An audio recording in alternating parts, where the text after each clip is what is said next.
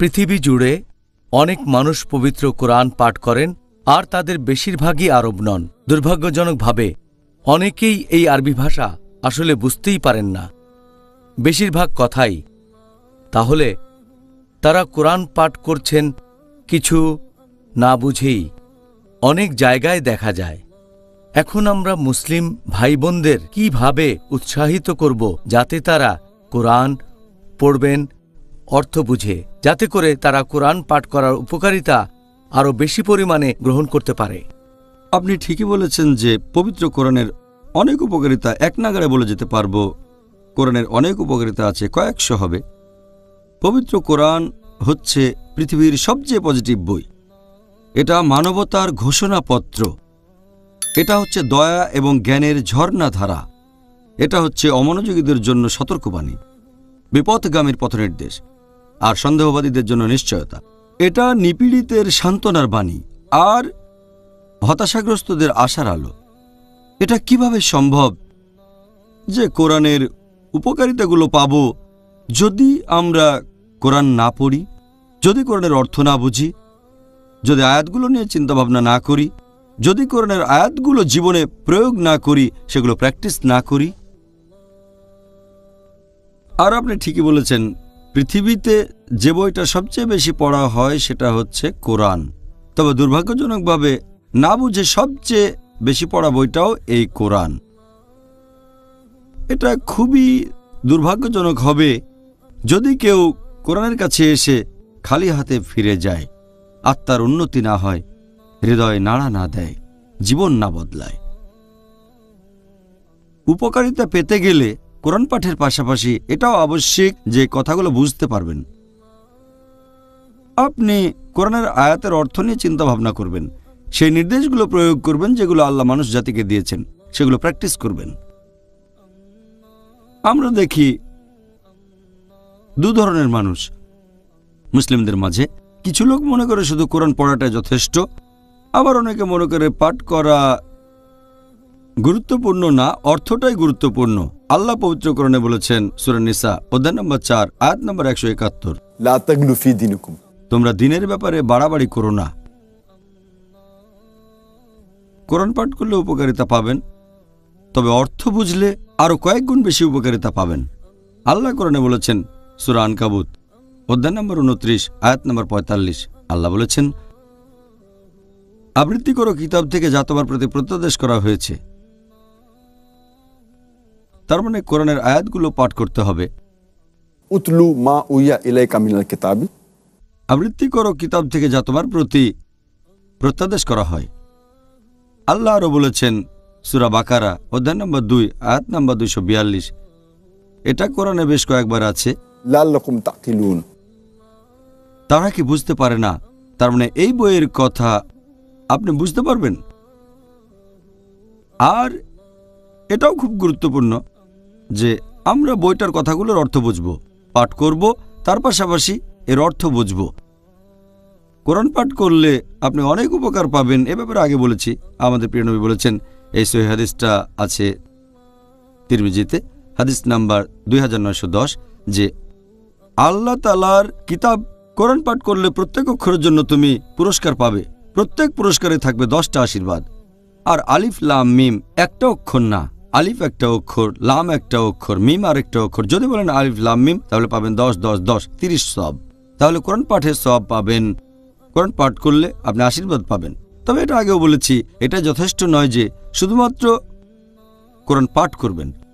আমাদের বুঝতে হবে যে দুটোই গুরুত্বপূর্ণ, তবে অর্থ বুঝে প্রয়োগ করার গুরুত্বটা বেশি। আমি একটা উদাহরণ দেই। ধরেন আপনি গেলেন ফ্রান্সে গ্র্যাজুয়েশন করার জন্য। আপনি ফ্রেঞ্চ ভাষা বোঝেন না, তবে ইংরেজি জানেন, ইংরেজিতে কথা বলতে পারেন। যখন ক্লাস করতে গেলেন আপনি প্রত্যেক দিন নামের পাশে মার্ক পি, তার মানে প্রেজেন্ট। তারপর যখন পরীক্ষা দিতে বসলেন আপনি কিন্তু টিচারের একটা কথা বুঝতে পারেননি।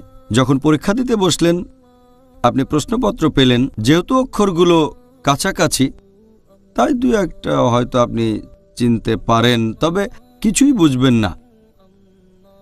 এখন এই পরীক্ষাতেও আপনি পাচ্ছেন পি। পি মানে পাশ করা না, পি মানে প্রেজেন্ট। এটা বলছে আপনি পরীক্ষায় উপস্থিত ছিলেন, তবে এতে পাশ করবেন না। সেজন্য যদি আপনি বেহেশতে যেতে চান, কোরআন পাঠের পাশাপাশি এটাও গুরুত্বপূর্ণ যে আমরা বুঝব আল্লাহ আমাদের কি নির্দেশ দিয়েছেন, কারণ কোরআন হচ্ছে পুরো মানবজাতির দিক নির্দেশনা। কোরআনের অর্থ বোঝেন আর নিজের জীবনে প্রয়োগ করেন। আমি আরও একটা উদাহরণ দিচ্ছি। ধরেন যে আপনার একজন বন্ধু, আপনি থাকেন ইংল্যান্ডে, আপনার বন্ধু আসলো জার্মানি থেকে। আপনার খুবই ঘনিষ্ঠ বন্ধু, সে ভাঙা ভাঙা ইংরেজি বলতে পারে। তারপর সে জার্মান ফিরে গিয়ে আপনাকে একটা চিঠি লিখলো জার্মান ভাষায়, যেটা আপনি বোঝেন না। তাহলে আপনার ঘনিষ্ঠ বন্ধু আপনাকে একটা চিঠি লিখলো জার্মান ভাষায়, সেটা বুঝতে পারছেন না আপনি তখন এমন কারো কাছে যাবেন যে জার্মান ভাষা জানে, চিঠিটা অনুবাদ করে নেবেন, কারণ আপনি জানতে চাচ্ছেন যে আপনার বন্ধু চিঠিতে কি লিখেছে আপনাকে। এটা কি গুরুত্বপূর্ণ না যে আমাদের স্রষ্টা আল্লাহ তাআলা তার সর্বশেষ ও চূড়ান্ত কিতাব পবিত্র কোরআনে কি লিখেছেন তা বোঝার চেষ্টা করব আমরা? আমাদের এখন কোরআন অনুবাদ করতে হবে না, কোরআনের অনেক অনুবাদ পাওয়া যায়। এটা গুরুত্বপূর্ণ যে পড়ার পাশাপাশি যদি আরবি বুঝতে না পারেন তাহলে অনুবাদ পড়েন, যাতে করে আমরা আল্লাহর এই বাণীকে বুঝতে পারি এবং জীবনে প্রয়োগ করতে পারি। খুব সুন্দর, আসলে খুব সুন্দর বলেছেন ডক্টর জাকির। পবিত্র কোরআন অর্থ বুঝে পাঠ করলে আমরা তো অনেক বেশি পরিমাণ পুরস্কার পেতে পারি। তারপরেও কেন আমরা অনেক মুসলিম ভাই বোনদের দেখি যে তারা সবসময় বিভিন্ন অজুহাত দেখায় যে অমুক কারণে তারা পবিত্র কোরআন অর্থ বুঝে পাঠ করতে পারেনি? সাধারণ মুসলিমরা বিভিন্ন ধরনের অজুহাত দেখায় যে এই কারণে তারা অর্থ বুঝে কোরআন পড়ে না। সবচেয়ে কমন যেটা, যে বেশিরভাগ মুসলিম আরবি ভাষা জানে না। আপনি হয়তো জানেন যে পৃথিবীর 1/5 বেশি মানুষ, 20%-এর বেশি মানুষ, পৃথিবীর প্রায় 150 কোটি মানুষ, মোট 630 কোটির ভেতরে এরা হচ্ছে মুসলিম। তবে এদের মধ্যে 80%-এরও বেশি আরবি ভাষা বুঝতে পারে না। মুসলিমদের মধ্যে আনুমানিক 15%-এর মতো হচ্ছে আরব, সামান্য কয়েকজন নন আরব তারা আরবি ভাষা জানেন। তাহলে মুসলিমদের মধ্যে 80%-এরও বেশি মানুষ আরবি ভাষা জানে না। সবচেয়ে কমন অজুহাত হচ্ছে আমরা আরবিতে কথা বলতে বা বুঝতে পারি না। এখন প্রত্যেকটা মানুষ অন্তত পক্ষে 2 বা 3টা ভাষা জানে, কেউ 3টা জানে, কেউ 4টা জানে, আবার কেউ ভাষাবিদ। তবে যখন কোনো শিশু জন্মায় সে তখন কোনো ভাষাই জানে না, তবে সে তার মায়ের ভাষা শেখে পরিবারের সবার সাথে কথা বলার জন্য। সে তার নিজের এলাকার ভাষা শেখে যাতে কথা বলতে পারে বন্ধুদের সাথে। সেই ভাষা শেখে যে ভাষায় লেখাপড়া করে। প্রত্যেক মানুষ অন্ততপক্ষে 2 বা 3টা ভাষা জানে। এটা কি গুরুত্বপূর্ণ নয় যে আমরা সেই ভাষা শিখব যে ভাষায় সর্বশেষ ও চূড়ান্ত কিতাব পাঠিয়েছেন আমাদের স্রষ্টা আল্লাহ সুবহানাহু ওয়া তাআলা? অনেক লোক বলে যে নতুন একটা ভাষা শেখা খুব কঠিন যখন বয়স বেড়ে যায়। তবে ভালো কাজের জন্য বয়স কখনো বাধা হয়ে দাঁড়ায় না। এ কথায় আমার ডক্টর মরিস বুকাইলির কথা মনে পড়ে গেল। ডক্টর মরিস বুকাইলি একজন ফ্রেঞ্চ। তাকে দেওয়া হয়েছিল ফ্রেঞ্চ একাডেমি অ্যাওয়ার্ড মেডিসিনের ক্ষেত্রে।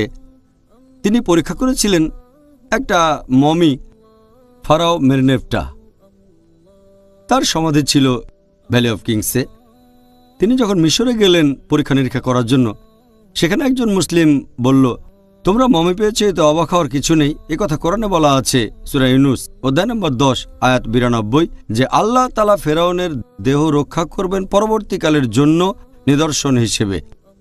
বুকাইলি অবাক হলেন যে এত পুরনো বইতে কিভাবে এমন কথা থাকতে পারে, যেগুলো জানলাম কিছুদিন আগে যে ফেরাউনের দেহ রক্ষা করা হবে। এরপরে তিনি পবিত্র কোরআনের অনুবাদ পড়লেন, আর কোরআনের অনুবাদ পড়ে তিনি এতটাই মুগ্ধ হলেন যে সরাসরি আরবিতে পবিত্র কোরআন পড়তে চাইলেন। তারপর আরবি ভাষা শিখলেন তিনি। তখন তার বয়স 50। চিন্তা করেন, একজন অমুসলিম আরবি ভাষা শিখছেন যাতে কোরআন বুঝতে পারেন ভালোভাবে। তারপর তিনি একটা বই লিখলেন, বাইবেল, কোরআন ও বিজ্ঞান। খুব বিখ্যাত একটা বই। বয়স কখনো বাধা হয় না নতুন কোনো ভাষা শেখার ক্ষেত্রে। তবে এটাও সত্যি যে সবার আগ্রহ ডক্টর মরিস বুকাইলির মতো তীব্র না। আব্দুল মজিদ দরিয়াবাদীর মত অনুযায়ী তিনি বলেছেন, যে বইটা অনুবাদ করা সবচেয়ে কঠিন সেটা হচ্ছে কোরআন। এই বই অনুবাদ করা সবচেয়ে কঠিন, কারণ পবিত্র কোরআনের ভাষা এটা খুব বিশুদ্ধ, অতিক্রম করা যায় না, ধরাছোঁয়ার বাইরে, সবার উপরে। এটা মহান, খুবই পবিত্র। আর অনেক সময় দেখবেন একটা আরবি শব্দ তার অর্থ অনেকগুলো। পবিত্র কোরআনের একটা আয়াত হয়তো অনেকভাবেই সেটার বিভিন্ন অর্থ করা যায়। সাধারণ মানুষ পড়লে এক দৃষ্টিভঙ্গি, বিজ্ঞানী দেখবে আরেক দৃষ্টিভঙ্গিতে। এখন এটাই হলো পবিত্র কোরআনের সৌন্দর্য। তাই আরবিতে পড়া সবচেয়ে ভালো। তবে যারা আরবি ভাষায় কথা বলতে বা বুঝতে পারে না, আলহামদুলিল্লাহ অনেক শেখ আছেন, অনেক আলেম আছেন, অনেক বিশেষজ্ঞ যারা পৃথিবীর বিভিন্ন প্রধান ভাষায় পবিত্র কোরআনের অনুবাদ করেছেন। বিশেষজ্ঞগণ পৃথিবীর বেশিরভাগ প্রধান ভাষাতেই কোরআনের অনুবাদ করেছেন। যদি আরবি ভাষা বুঝতে না পারেন তাহলে সে ভাষায় কোরআন পড়েন যে ভাষাটা আপনি সবচেয়ে ভালো বোঝেন। যদি ইংরেজি ভালো বোঝেন ইংরেজি অনুবাদ পড়েন, যদি ফ্রেঞ্চ বোঝেন তাহলে ফ্রেঞ্চ পড়েন, জার্মান বুঝলে জার্মান পড়েন, বাংলা বুঝলে বাংলাতে পড়েন। সেই ভাষাতেই পড়েন যেটা সবচেয়ে ভালো বোঝেন। এটা গুরুত্বপূর্ণ যে সেই ভাষায় কোরআন পড়ব যেটা সবচেয়ে ভালো বুঝি। এটা কোনো অজুহাত না যে আরবি জানি না, সে ভাষায় পড়েন যেটা ভালো বোঝেন। আর আলহামদুলিল্লাহ পৃথিবীর বেশিরভাগ প্রধান ভাষায় আমরা পবিত্র কোরআনের অনুবাদ এখন পড়তে পারি। পবিত্র কোরআনের অনুবাদ পৃথিবীর বেশিরভাগ প্রধান ভাষাতে পাওয়া যাবে। এছাড়াও মুসলিমরা আরও অনেক অজুহাত দেয় যে তারা ব্যবসার কাজে ব্যস্ত থাকে, চাকরিতে অথবা লেখাপড়ায়, তাই পবিত্র কোরআনের অনুবাদ পড়তে পারে না। আমাদের অনেকেই হয়তো স্কুলে যায় অথবা ভার্সিটিতে যায় বা কলেজে। আমরা এই স্কুল কলেজে বা ভার্সিটিতে অনেক বছর কাটাই, আর আমরা সেখানে বিভিন্ন ধরনের বই পড়ি আর মুখস্থ করি, কিন্তু পবিত্র কোরআন পড়ার মতো সময় নেই। কোরআন পড়তে কতখানি সময় লাগবে আপনার? যদি আপনি কোরআনের অনুবাদ পড়েন আর একটু দ্রুত পড়েন তাহলে পুরো কোরআন পড়তে মাত্র কয়েকটা দিন লাগবে। যদি আপনি প্রতিদিন কোরআনের এক পারা পড়েন তাহলে সময় লাগবে 1 মাস। তারপরও অজুহাত দেখায় হাতে সময় নেই। আপনি একটা সার্টিফিকেট পাবেন স্কুল অথবা কলেজ থেকে, সেটা দিয়ে এই দুনিয়ায় কাজ হতে পারে নাও পারে। অনেক মানুষ আছে যারা গ্র্যাজুয়েট কিন্তু বেকার। আর তারপর আখিরাতে যদি এই শিক্ষা আপনাকে আল্লাহর কাছাকাছি না নিয়ে যায় সেটা তাহলে আখিরাতে মূল্যহীন। পবিত্র কোরআন বলছে সূরা বাকারা অধ্যায় নম্বর 2 আয়াত 1 ও 2, अलिफ लाम मीम ज़ालिकल किताब ला रैब फीह, যে আলিফ লাম মিম এটা সেই কিতাব, কোনো সন্দেহ নেই। আর এটা তাদের জন্য পথনির্দেশ যারা ঈমান আনে। এখানে নিশ্চিত করে বলা হয়েছে এটা আমাদের জন্য পথনির্দেশ, সাহায্য করবে এই দুনিয়ায়, এছাড়া সাহায্য করবে আখিরাতে। তাই মুসলিমদের জন্য এটা দরকার যে অর্থ বুঝে কোরআন পড়বে। আরবি না জানলে সেই ভাষায় পড়েন যেটা সবচেয়ে ভালো জানেন। আচ্ছা, তাহলে কোনো অজুহাত দেখানো যাবে না। অনেক মুসলিম মনে করে যে শুধুমাত্র একজন আলেম অথবা বিশেষজ্ঞ তাদেরকে কোরআনের অর্থগুলো বলতে পারবেন আর তাদের সামনে কোরআন পাঠ করতে পারবেন। এই ধারণাটাকে কি সঠিক বলা যায়? আল্লাহ পবিত্র কোরআনে বলেছেন সূরা কামার অধ্যায় নম্বর 54, সব মিলিয়ে মোট 4 বার বলা হয়েছে এই একই সূরায়। সূরা কামার অধ্যায় নম্বর 54 আয়াত নম্বর 17, আয়াত নম্বর 22, আয়াত নম্বর 32, এছাড়াও আয়াত নম্বর 40। वलक़द यस्सरनल कुरान लिज़िक्रि फ़हल मिन मुद्दकिर, আমি কোরআনকে সহজ করে দিয়েছি উপদেশ গ্রহণের জন্য, অতএব উপদেশ গ্রহণকারী কি কেউ আছে? এখানে পবিত্র কোরআন বলছে এটা বোঝা সহজ আমাদের জন্য। আবার কিছু লোক বলে কোরআন শুধু বিশেষজ্ঞদের জন্য। কথাটা পরস্পর বিরোধী। তাদের কথা বিশ্বাস করবেন নাকি আল্লাহ সুবহানাহু ওয়া তাআলার কথা বিশ্বাস করবেন? আল্লাহ পবিত্র কোরআনে বলেছেন সূরা হিজর অধ্যায় নম্বর 15 আয়াত নম্বর 1, আলিফ লাম র। এগুলো আসমানি কিতাবের আয়াত যা সবকিছু পরিষ্কার করে। তার মানে এতে সবকিছু স্পষ্ট হয়, এতে করে একজন মানুষ সহজে বুঝতে পারে।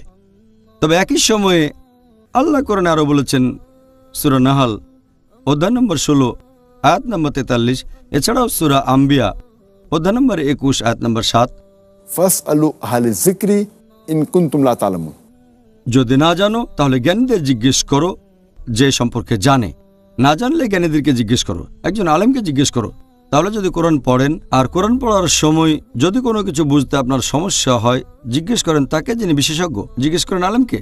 যদি কোরআন বিজ্ঞান নিয়ে কথা বলে আর আপনার যদি বুঝতে কোনো সমস্যা হয় তাহলে কার কাছে যাবেন? যাবেন মুচির কাছে নাকি নাপিতের কাছে? যাবেন একজন বিজ্ঞানীর কাছে? যদি কোরআন মেডিসিন নিয়ে কথা বলে যাবেন একজন ডাক্তারের কাছে। তারপর বোঝার চেষ্টা করবেন কোরআনের এই কথার অর্থ কী। একইভাবে যদি জানতে চান নজুলে কোরআনের বিশেষ কিছু আয়াতের অর্থ, তাহলে যাবেন একজন আলেমের কাছে যিনি পড়েছেন দারুল উলুমে হয়তো 7 বছর বা 14 বছর। তিনি এই ব্যাপারে একজন বিশেষজ্ঞ। কোরআন বলছে যদি না জানো, যদি সন্দেহ থাকে, জিজ্ঞেস করো তাকে যে এ ব্যাপারে জানে। তাহলে কোরআন এসেছে পুরো মানব জাতির জন্য, সাধারণ মানুষের জন্য, পাশাপাশি বিশেষজ্ঞদের জন্য। তবে কোরআন পড়ার সময় যদি কিছু বুঝতে অসুবিধা হয় তাহলে জ্ঞানীদেরকে জিজ্ঞেস করেন। এতে একটা ঘটনা মনে পড়ে গেল, অনেক বছর আগের কথা, 70 দশকের শেষের বা 80 প্রথম দিকে বেশ কয়েকজন আরব তারা কোরআনের এই আয়াত মেনে চলে যে যদি না জানো এমন কাউকে জিজ্ঞেস করো যে জানে। তারা পবিত্র কোরআনের সেই আয়াতগুলো নিল আর সেই সহিহ হাদিস যেগুলো কথা বলছে ভ্রূণবিদ্যা নিয়ে, তারপর এগুলো সব দেখালো তারা প্রফেসর কিতমুরকে। আর সেই সময়ে 70-এর শেষ বা 80 প্রথম দিকে প্রফেসর কিতমুর পৃথিবীর মধ্যে ভ্রূণবিদ্যার উপরে সবচেয়ে সেরা বিশেষজ্ঞদের একজন। তিনি তখন ডিপার্টমেন্ট অব অ্যানাটমির বিভাগীয় প্রধান ছিলেন কানাডার ইউনিভার্সিটি অব টরন্টোতে। তাকে যখন দেখানো হলো কোরআনের আয়াতগুলো, সাথে ইংরেজি অনুবাদ ছিল, তখন এই ব্যাপারে তার মতামত জানতে চাওয়া হলো। তিনি বললেন, কোরআনে ভ্রূণবিদ্যার উপরে যেসব কথাগুলো বলা হয়েছে তার বেশিরভাগই আধুনিক বিজ্ঞানের সাথে পুরোপুরি মিলে যায়, আর এগুলো আমরা জেনেছি কিছুদিন আগে। তবে এখানে কিছু আয়াত আছে, এগুলোকে আমি সঠিক বলতে পারছি না, আবার বেঠিকও বলতে পারছি না, কারণ আমি নিজেই এ সম্পর্কে জানি না। এরকম দুটো আয়াত হচ্ছে কোরআনে নাজিল হওয়া প্রথম আয়াতগুলো, সূরা ইকরা বা সূরা আলাক অধ্যায় নম্বর 96 আয়াত 1 ও 2 বলা হয়েছে, इक़रा बिस्मि रब्बिकल्लज़ी खलक़ खलक़ल इंसाना मिन अलक़। পড়ো, পাঠ করো, ঘোষণা করো তোমার প্রতিপালকের নামে যিনি সৃষ্টি করেছেন, যিনি সৃষ্টি করেছেন মানুষকে জোকের মতো ঝুলে থাকা একটা বস্তু থেকে। আরবি শব্দ আলাকা মানে যেটা ঝুলে থাকে, আরেকটা অর্থ জোকের মতো বস্তু। প্রফেসর কিতমুর বললেন, আমি এটা জানি না যে ভ্রূণের প্রাথমিক অবস্থা কেমন থাকে। ভ্রূণ মানে মানব সন্তান যখন প্রাথমিক অবস্থায় মায়ের গর্ভে থাকে। ভ্রূণবিদ্যা হচ্ছে মানুষ জন্মানোর সেই বিদ্যা নিয়ে চর্চা। তিনি বললেন, আমি জানি না প্রাথমিক অবস্থায় মানব ভ্রূণ একটা জোকের মতো দেখায় কিনা। তিনি পরীক্ষাগারে গেলেন আর খুব শক্তিশালী মাইক্রোস্কোপ দিয়ে ভ্রূণের আকৃতি পর্যবেক্ষণ করে দেখলেন, একটা জোকের ছবির সাথে মিলিয়ে দেখলেন। তিনি এই দুটোর হুবহু সাদৃশ্য দেখে অবাক হলেন। তারপরে কোরআনের আয়াত আর সহিহ হাদিস দেখার পরে তিনি বললেন যে সেখানে তাকে অনেক প্রশ্ন করা হয়েছিল, 80টারও বেশি প্রশ্ন করা হয়েছিল। তিনি তখন বললেন, এই প্রশ্নগুলো যদি আমাকে করা হতো 30 বছর আগে, 80 প্রথম দিকের কথা, তাহলে আমি অর্ধেকের বেশি প্রশ্নের উত্তর দিতে পারতাম না। ভ্রূণবিদ্যা হচ্ছে মেডিসিনের একটা শাখা যেটা উন্নত হয়েছে কিছুদিন আগে। আর তিনি বললেন যে তার এটা মানতে কোনো রকম আপত্তি নেই যে এই বই হচ্ছে আল্লাহ সুবহানাহু ওয়া তাআলার বাণী, মহান সৃষ্টিকর্তার বাণী, আর নবী মুহাম্মদ সাল্লাল্লাহু আলাইহি সাল্লাম হলেন এই সৃষ্টিকর্তা প্রেরিত রাসূল। তিনি পরে এই ব্যাপারে আরও তথ্য জানালেন। তারপর লিখলেন একটা নতুন বই, দ্য ডেভেলপিং হিউম্যান, যেটা আমি নিজেও পড়েছি যখন মেডিকেল কলেজের ছাত্র ছিলাম ফার্স্ট ইয়ারে। সাবজেক্ট ছিল অ্যানাটমি। বইটা 3য় এডিশন। সেটা সেই বছরে একজন রচয়িতার লেখা শ্রেষ্ঠ মেডিকেল বই হিসেবে পুরস্কারও পেল। আমি আরও একটা উদাহরণ দিচ্ছি। আপনি যদি কোনো মেশিন কেনেন, সেটার সাথে পাবেন একটা ইনস্ট্রাকশন ম্যানুয়াল। মেশিন যত জটিল হবে, ইনস্ট্রাকশন ম্যানুয়ালও তত জরুরি হবে। যদি আপনি খুব জটিল কোনো মেশিন কেনেন, যেমন কম্পিউটার, যে মেশিনটা বোঝা কঠিন, সেটার ইনস্ট্রাকশন ম্যানুয়ালটাও জরুরি। যদি আপনি মানুষকে একটা মেশিন বলে ধরে নেন, তাহলে আমাদের মানতে হবে এই মানুষ হচ্ছে পৃথিবীর সবচেয়ে জটিল মেশিন।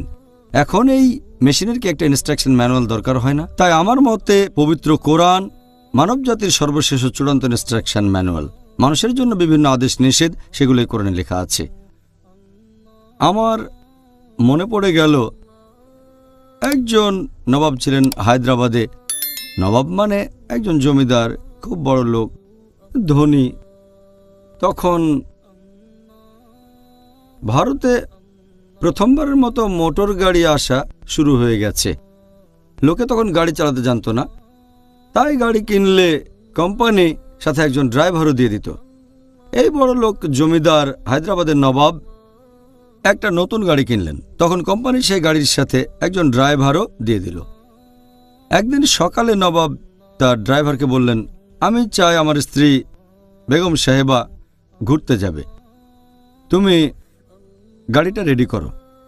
ড্রাইভার বলল, নবাব সাহেব গাড়ি তো এখন কাজ করছে না।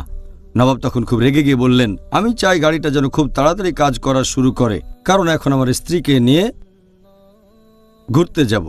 ড্রাইভার বলল, গাড়িটাকে দিয়ে যদি কাজ করাতে চাই আমার লাগবে 10 কেজি মধু, তারপর 20 লিটার দুধ, এরপর 30 কেজি খাঁটি ঘি আর 50 কেজি চাল, সেটা হবে বাসমতি চাল। তখন নবাব সাহেব তাকে দিলেন 10 কেজি মধু, 20 লিটার দুধ, 30 কেজি খাঁটি ঘি আর 50 কেজি বাসমতি চাল। ড্রাইভার সেগুলো নিয়ে তার স্ত্রীকে দিল। তার কয়েক মিনিট পরে গাড়িটা কাজ করা শুরু করলো। আমার প্রশ্ন হচ্ছে, ধরেন এখনকার আপনার ড্রাইভার বলল যে তার লাগবে 10 কেজি মধু, 20 লিটার দুধ, 30 কেজি খাঁটি ঘি, 50 কেজি বাসমতি চাল। আপনি কি করবেন তখন? যদি সে বলে গাড়ি চালাতে এই জিনিসগুলো লাগবে, তখন আপনি কি করবেন? তাকে চাকরি থেকে বাদ দিয়ে দেবেন। কারণ এখন গাড়ি মেরামত করতে না পারলেও আমরা অন্তত এটা জানি যে গাড়ি চালাতে মধু লাগে না দুধ, চাল, ঘি। গাড়ি চলে গ্যাসে অথবা পেট্রোল দিয়ে। আর সেজন্য আমরা হয়তো গাড়ি মেরামত করতে জানি না, তবে বেসিক মেকানিজমটা জানি। এখন প্রত্যেকের যদি কোরআন সম্পর্কে বেসিক ধারণা থাকে তাহলে কেউ বোকা বানাতে পারবে না। তাই কোরআনের অর্থ বুঝতে হবে। গাড়ি নষ্ট হয়ে গেলে 1 বছর বা 6 মাস পরে তাহলে যাবেন মেকানিকের কাছে। কোরআন পড়তে গিয়ে যদি আপনার কোনো কিছু বুঝতে অসুবিধা হয় তখন জিজ্ঞেস করবেন আপনি এমন কাউকে যিনি সে ব্যাপারে জানেন, তিনি আপনাকে বুঝিয়ে বলবেন কোরআনের কথাটার অর্থ কি। আরেকটা উদাহরণ দিচ্ছি। অনেক মানুষ এভাবে বলে যে কোরআন পড়া দরকার কি, এটার প্রয়োজন নেই, কোরআন পড়বেন শুধু যারা আলেম, সাধারণ মানুষ পড়বে না। তারা এভাবে যুক্তি দেখায় যে আপনার যদি থাকে লার্নার ড্রাইভিং লাইসেন্স, ভারতে বলা হয় কাচ্চা লাইসেন্স, লার্নার লাইসেন্স, আর যদি গাড়িটা নিয়ে কোথাও অ্যাক্সিডেন্ট করেন পুলিশ তখন আপনাকে অল্প ফাইন করবে। কিন্তু যদি থাকে পার্মানেন্ট লাইসেন্স, স্থায়ী লাইসেন্স, তখন কোনো অ্যাক্সিডেন্ট করলে পুলিশ আপনাকে দ্বিগুণ ফাইন করবে। সেজন্য এটা করলে ভালো। কোরআন পড়া লাগবে না, কোরআনের অর্থ বোঝা লাগবে না। যদি তখন পাপ করেন আল্লাহ আপনাকে কম শাস্তি দেবেন। যদি আপনি কোরআন পড়েন, পবিত্র কোরআনের অর্থ বোঝেন, তারপর যদি কোনো পাপ করেন আল্লাহ আপনাকে দ্বিগুণ শাস্তি দেবেন। আমি বলি, আচ্ছা তর্কের খাতিরে আপনার কথা মানলাম।